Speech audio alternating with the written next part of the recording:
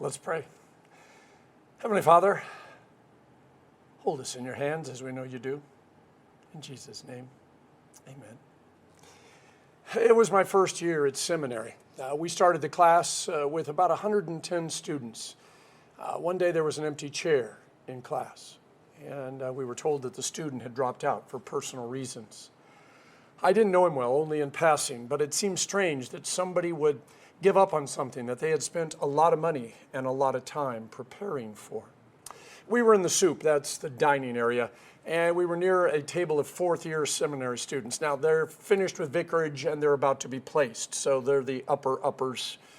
And one of them said, well, he who puts his hand to the plow and looks back is not fit for the kingdom of God. And when I realized that they were talking about the student who had dropped out, I became deeply afraid. What if I dropped out? Or worse yet, failed out? Would they say that about me? I mean, if you choose to leave the seminary, or the seminary chooses to leave you, does that really mean that you are not fit for the kingdom of God? It was going to be quite a few years before I was going to spend a lot of time deep diving into that verse and find out what all the great theologians and, more importantly, what the pastors who had been mentoring thought about it. See, when it comes to the biggest questions in our life, like, do we love someone enough to marry them? Is this a job that I can spend my whole life doing? Is this something that I would be willing to die for? We all have a different method of figuring it out. We might make a list of pros and cons. We might toss a coin. We might ask Alexa or Siri. We might ask our friends. A calling, though, is not a job. All of us have a calling. It's something that sets us apart as the unique and unreproducible miracles that God created us to be. It is understanding these unique features of our lives that is both necessary and difficult. You see, I use Frederick Buechner's statement on vocation a lot. The place where your deep gladness and the world's deep hunger meet. But the rest of the quote is just as necessary to understand. You see, a simple summary of the quote is this. If you are doing something that you love to do, but it's not making a difference, it's not your calling. And if you're doing something that you don't necessarily like to do, but you're making a huge difference, it might be your calling. You see, a vocation doesn't necessarily mean something you love to do. The deep gladness doesn't come from you feeling great or good about yourself. It comes from you feeling good about the difference that you made. When Peter, James, and John left their families and fishing nets behind, when Matthew abandoned his tax office, when Mary Magdalene and Thomas and St. Paul and all the others left behind their former life to follow Jesus, what do you think they were feeling? One of the simplest ways to determine if you should do something is ask, are you running away from something or are you running towards something? See, there are times we need to run away. I've heard the old saying, if it doesn't kill you, it makes you stronger. I've heard that a million times, and every time I hear it, I go, yeah, but what if it kills you? Then what? Henry Miller said, everything we shut our eyes to, everything we run away from, everything we deny, denigrate, or despise serves to defeat us in the end. There's truth to it. But sometimes, you know what? It's somebody else's job to fix something or do something, especially if whatever you need to run away from is hurting you. Being abused is never an excuse to continue to be abused unless you are the only one that is standing between others being abused. That might be your calling. Chris Jamie said, if you build the guts to do something, anything, then you better save enough to face the consequences. And that's far more where we need to be as believers. See, the difference between the two is, if we choose a job that is going to kill us, even if we're making $1 million, if we entered into a relationship that's gutting us, if we're stuck in a place that is eventually going to drain us dry and leave us with nothing, it doesn't matter if we made the decision or someone else made the decision for us, we can walk away. Facing the consequences doesn't mean dying for whatever mistakes we made. Sometimes it means we have to be ready to accept that whatever people will think about us after we admit that we made a mistake is far easier than letting something ruin us. It's far more important that we're in line with God's will than that other people think well of us. When Jesus told the disciples, now make sure that if you're going to go to war, that you can win. Make sure if you're going to build a tower, that you've got enough money to finish it. It was great advice.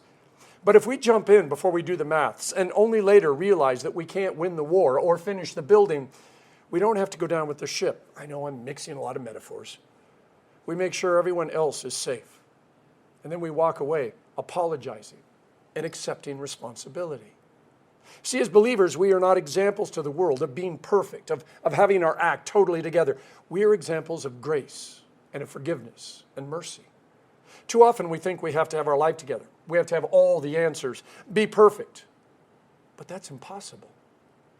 When we confess our sins, it is not meant to push us down and make us feel bad so that we have to walk around with a 1,000-pound weight right on our head. It's actually meant to free us from that burden. God says, your sins have been cast as far away as the east is from the west. I will remember your sins no more. Now, you may need to remember them so that you don't make the same mistake twice or for the 2,356th time. But God isn't going to let those sins define you in the end. Sermons often spend their time on the front half of this verse, I am the way, the truth, and the life. But Jesus also said, if you know me, you're going to know the Father. And that's when Philip said, show us the Father, and that'll be enough. In Mark 9, there is a father whose son is racked with terrible pain. The child is unable to speak and often tries to harm himself. The father brought his son to the disciples to be healed, but they couldn't do it. And I have no doubt that they blamed the father or the son, much as modern-day faith healers do. But the father doesn't give up. He starts arguing with the disciples. And that's when Jesus steps in and says, so what's the matter? The father says, well, I brought my son to the disciples, but they couldn't heal him. And Jesus says, if you have faith, everything's possible. And in what may be the truest and most beautiful statement in the entire Bible, the father turns and he says, I believe. Now help me with my unbelief. In other words, the father says, maybe I'm not enough. Maybe I don't have enough, but teach me because I'm not going to give up on my son. See, Philip missed the entire point of Jesus' conversation, the part where Jesus says, if you've seen me, you've seen the Father. This would be blasphemy if Jesus wasn't God's son. And by the way, that's punishable by death. So the disciples could have just turned him in, no more Jesus. It is also one of the few places in the gospel where Jesus lays out exactly who he really is. It's a moment for faith. Have you ever asked God for proof of who he is? I believe in you, God, but I would believe in you even more if you would let me win the lottery. If you would fix my relationship without me having to change. Or if you would just dissolve 50 pounds off me before tomorrow morning. Then I would believe in you even more. You see, it's not enough for God to do what he has done. We want that little extra to prove he really is God. Or at least the kind of God we want to believe in. How accepting are you of your life right now? What would it take for you to feel better, to be more confident? I mean, it's way past the whole New Year's Eve resolutions thing. But what have you been thinking about doing that you would hope would make a difference in your life? What would it take for you to wake up in the morning and just say, I'm ready for anything? In John 14, Jesus is desperately trying to get across to the disciples that God the Father sent him to save the world. They don't have to look any further. He boldly states, I and the Father are one. Philip then says, just show us the Father and that'll be enough. Wow. And we give Thomas a bad time for his doubts. Henry Cavill is one of the actors who plays Superman. His nephew dressed up in a Superman costume on Tell Us About Your Family Day at school. When his teacher said, why are you dressed up like that? He says, my uncle is Superman. And the teacher said, we don't lie at school. But the little boy continued to say, my uncle is Superman. And he got in trouble. And so that day when the mom came to pick him up, the teacher pulled her aside and said, we do not tolerate lying. And he keeps telling everyone that his uncle is Superman. We cannot allow that. And the mom just smiled. A few days later, Henry Cavill walked his nephew to school. The kids never doubted him again. Now, the kids at school believed because Henry Cavill showed up. But do any of us think that Philip would have really been completely and totally satisfied if God the Father had made a guest appearance that day? See, God knows we're going to struggle with doubts and fears and wonders. And just because something happened yesterday doesn't mean that we're not going to have doubts tomorrow.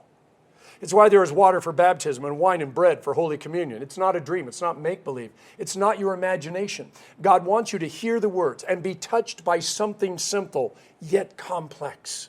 The gift is and always has been right in front of you. Grace and mercy can't be proven. They can only be found by faith. And this gets back to our calling. Rarely can we change all the things that we think need to be changed in order for us to be happy. Whether we're talking about changes to our body, changes to the world, changes to the people around us, starting with our family. We aren't in charge of everything. And even if we were, by the way, we could tell people what to do. We could tell them exactly what they needed to do in order to make us happy. But let's face it, they're no better at changing than we are. As Bob Goff said, most people need love and acceptance a lot more than they need advice. See, the one thing we can do, the one thing that is within our power is to learn to accept the people and events and even ourselves when change is impossible or is at least maybe very slow in coming. Change is a process. How many times do you want me to forgive my brother? Peter asked Jesus. And Jesus, paraphrasing him, said, to infinity and beyond. The same goes for us. How many times can I be forgiven, Father? If I keep doing the same dumb things, how many times are you going to forgive me? And Jesus says, to infinity, or at least eternity and beyond. This isn't surrendering or saying the other person is right or accepting what they are doing or not doing. It's just an honest acknowledgement of reality.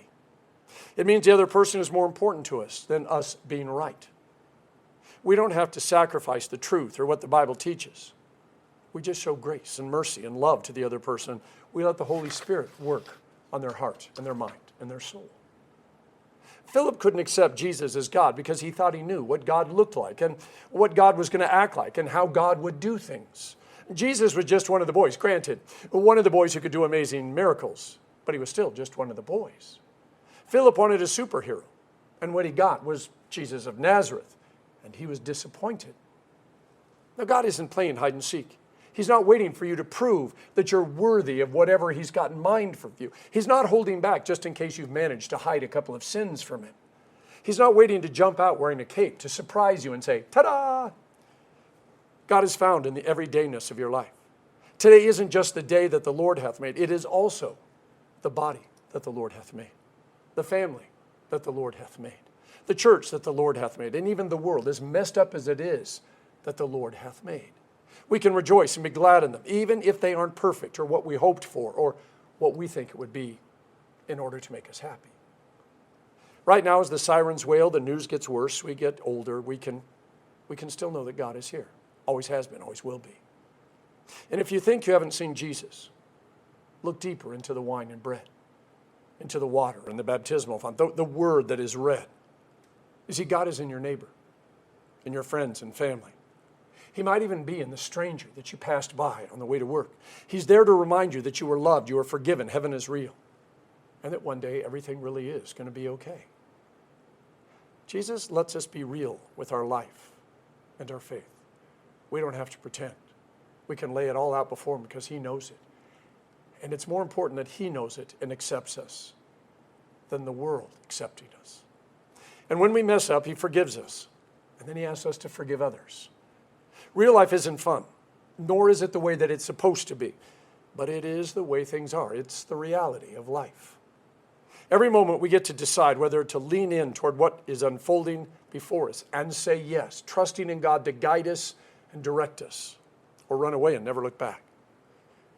And the only way to know what we need to do is to trust God, to listen for his voice. I think I would rather apologize to God for getting it wrong than for never trying to get it right in the first place. In the name of the Father, and of the Son, and of the Holy Spirit. Amen.